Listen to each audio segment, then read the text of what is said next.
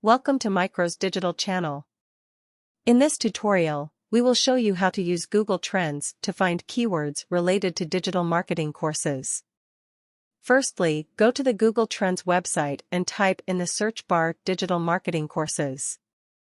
This will show you the overall trend of this topic over the past year. You can also adjust the time range to get a more specific data set. Next, scroll down to the Related Queries section.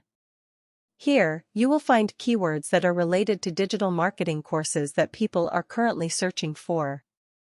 You can use these keywords to optimize your website or content for search engines. Additionally, you can also see the Related Topics section for other relevant topics that people are searching for. This can help you in creating a content strategy around the most popular and current trends in the digital marketing industry. So that's it.